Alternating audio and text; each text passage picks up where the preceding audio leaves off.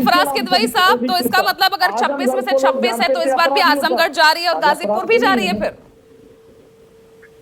इतना आपने सब रणनीति वहां पर बैठा ली, प्रत्याशी भी कई सीटों पर बदल लिए, बीजेपी से ही उनके सांसदों को ले लिया, उसके बाद भी इस बार कितनी सीटें आ रही हैं आपके पास? पूजा जी, जो भारतीय जनता पार्टी झूठ बोल बोल करके जनता से और जनता से झूठे वादे करके ये किसी तरह से सरकार बना लेते हैं, लेकिन इस बार ये देखिए पूरी तरह से एक्सपोज हो चुके हैं। अब पूजा जी देखिए बात करिए, देखिए राजीव रंजन जी ने अभी बहुत सही बात बोली। आप देखिए कि 20 मई को जो अवध की 15 सीटों पर इलेक्शन होना है, उसके बाद छठे और सातवें चरण में पूर्वांचल की 21 जिलों में 26 सीटों पर इलेक्शन होगा, जिसमें 130 विधानसभाएं आती हैं। पूजा जी 2014 में भ्रष्टाचारी जुमला पार्टी ने 23 सीटें जीती थी, उसके बाद में ये कम होकर के 19 सीटें हो गई। और आप देखिए राजीव रंजन जी ने एक बात बहुत सही कही कि इन्होंने जो पिछली बार 19 सीटें जीती थी उसमें से 7 सीटें ऐसी थी जहां पर मार्जिन बहुत कम था, जिसमें चंदौली में मात्र 13,000 से जीते थे, बलिया में मात्र 15,000 से जीते थे, मछली शहर में मात्र 181 वोट से जीते थे, आजमगढ़ में मात्र 8,500 वोट से जीते थे, और रॉबर्ट्सगंज और भदोही का भी यही हाल था।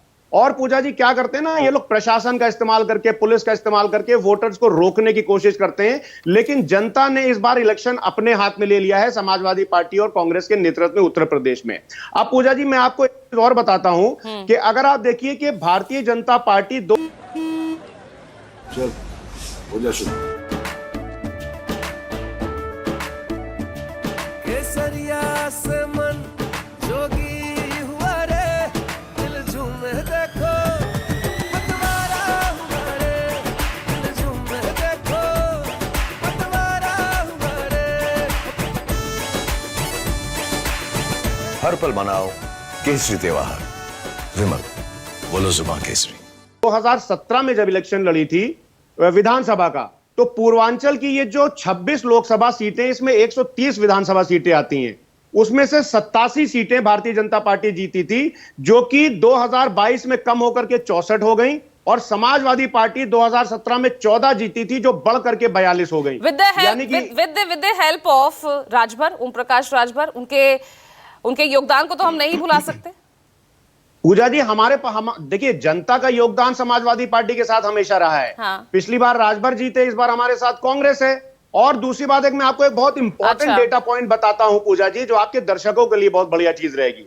2017 में भारतीय जनता पार्टी का जो उत्तर प्रदेश में स्ट्राइक रेट था वो था 81%, और पूर्वांचल में पता है कितना था?